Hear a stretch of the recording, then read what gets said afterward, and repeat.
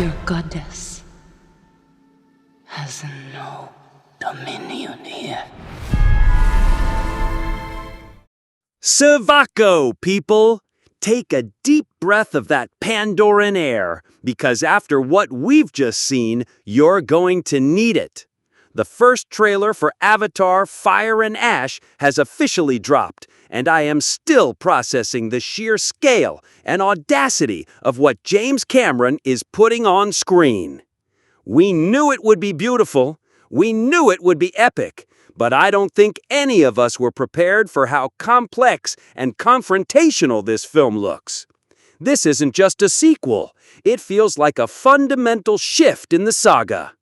I've been poring over every frame, and we're about to go deeper than a Tolkien dive.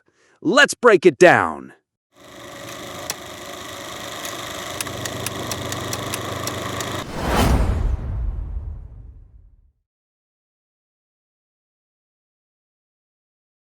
Before we get to the conflict, let's talk about the magic, because this trailer is dripping with it. Cameron is a world builder, first and foremost, and he's not just revisiting Pandora, he's expanding its horizons. First up, we have our official look at the Wind Traders. Look at this aesthetic. The vibrant colors, the flowing fabrics, the massive, almost biological-looking airships that seem to float with these majestic jellyfish-like creatures. They are described as a nomadic, upbeat clan. This is pure visual poetry. It serves a crucial purpose, to show us that Pandora is a planet of immense diversity, not just one culture. It establishes a baseline of peace and harmony that's about to be shattered. And then there is Kiri. Every scene with her feels sacred. We see her here, not just observing, but seemingly communing with the flora and fauna. There's a moment where the bioluminescence around her reacts not just to her touch, but to her very presence. Ronal's line to her, "If there is something you can do, she must do it," is haunting. My theory here is being reinforced. Kiri is not just a miracle, she is Pandora's immune response, an antibody created by Eywa through Grace's avatar to heal the growing schism on the planet. Her journey will be spiritual and will likely be the key to the entire saga. She represents a connection that one clan is about to violently reject. Okay, let's get into the guts of the story. The trailer sets up some incredibly powerful character arcs and a central conflict that is more devastating than anything the RDA could cook up. The good here is seeing the Sullys evolve. This is a family forged in war and loss. You cannot live like this, baby. In hate. Jake's line, "You cannot live like this, baby, in hate," is directed at Neytiri. He's not just a warrior anymore. He's a father, desperate to break a cycle of violence. He understands that hate will consume them just as surely as any human weapon. Neytiri's journey is going to be painful.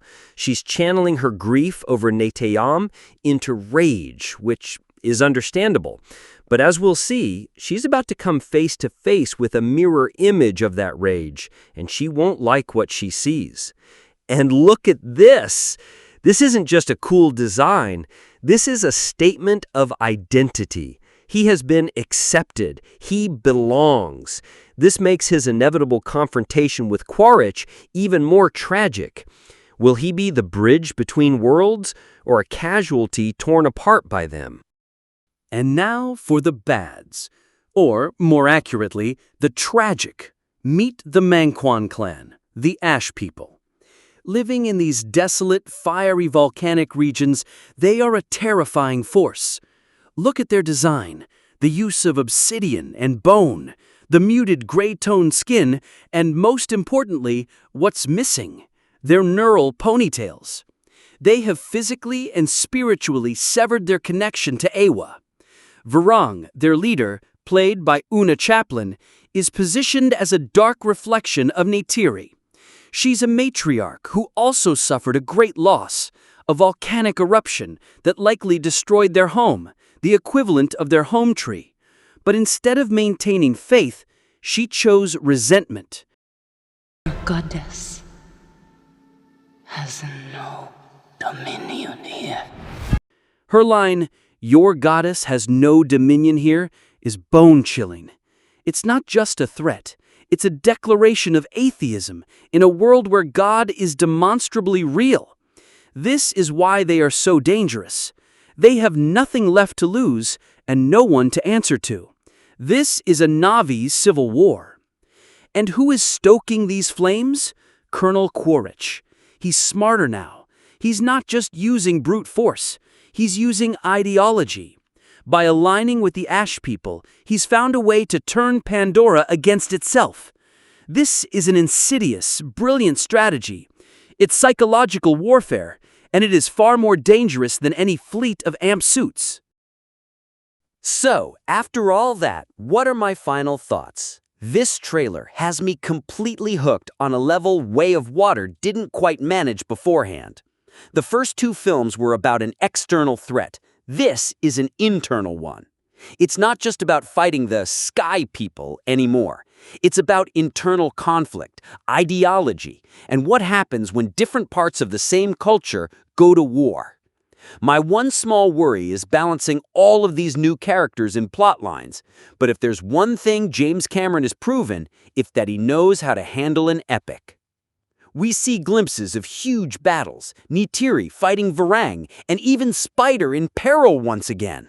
The scope is massive. Bigger than you can imagine is what Sam Worthington said, and this trailer backs that up. The title, Fire and Ash, is so perfect. The fire is the literal and metaphorical rage of the Ash people. But what comes from fire? Ash. And what is ash? In many ecosystems, it's a fertilizer. It allows for new growth. I'm calling it now. This conflict, as brutal as it will be, is going to fundamentally change Pandora and lead to a new kind of balance. It has to. My big questions are, how will Kiri's powers manifest against a people who have no connection to the network she controls? How will Jake, a former human, try to broker peace in a purely Na'vi conflict? And for the love of Eywa, what will happen to Spider when he's caught between the father who raised him and the biological father leading a war against them?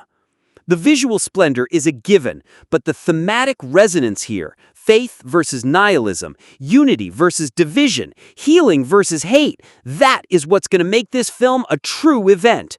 This looks darker, deeper, and more emotionally demanding than anything in the series so far, and I am 100% ready for the ride. But that's my deep dive. What details did I miss? What are your most out-there theories about the Ash people and Kiri's destiny? Drop all of it in the comments below. Let's get this conversation started. And as always, don't forget to like, subscribe, and ring that bell so you don't miss our next breakdown. Eywa Ngahu.